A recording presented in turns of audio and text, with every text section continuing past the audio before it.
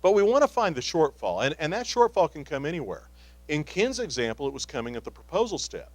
But sometimes you can have a sales rep who's making phone calls all the livelong day, but not getting enough appointments. What does that tell you? Bueller? Bueller?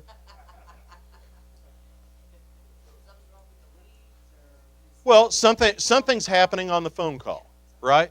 So the right things aren't happening on that phone call to generate the right number of appointments. That's coachable. We can teach somebody that. You can have a salesperson who's getting lots of appointments but not getting proposals. Same deal. Something is happening on that appointment that is causing a breakdown in your sales funnel. That's coachable. That's where we make our money. That's where we have the opportunity to affect people. And that's where you need to get involved. So when you find that shortfall, probe why, and I always start out by asking them for their hypothesis. What do you think is going wrong? Because most salespeople, if you give them an activity roadmap and they're trying to follow it and it's not happening, they're going to have an idea why it's not working, and sometimes they'll be correct. I always like salespeople who can self-diagnose.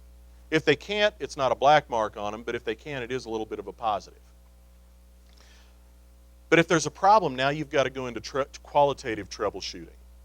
This is where it either gets really, really challenging, really, really frustrating, or really, really, really fun.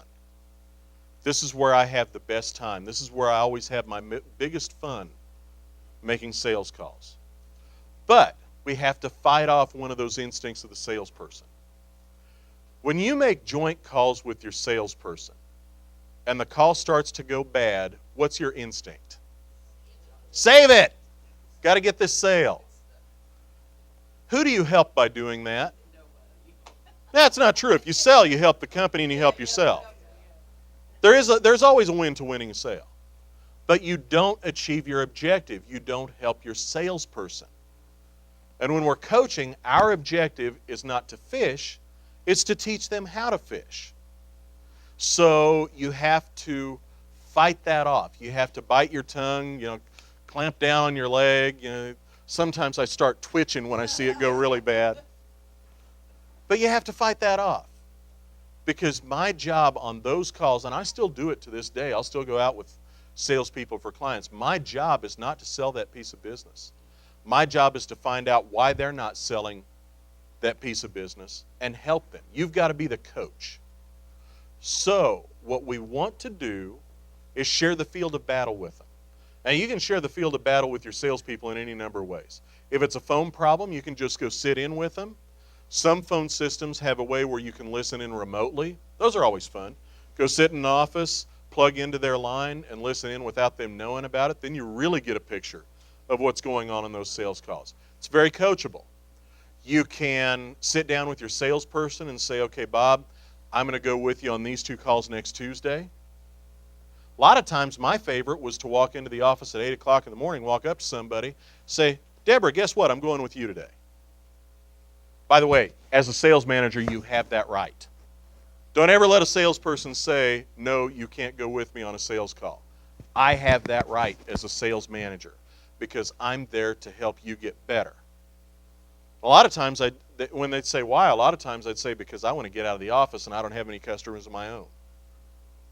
They'd always accept that.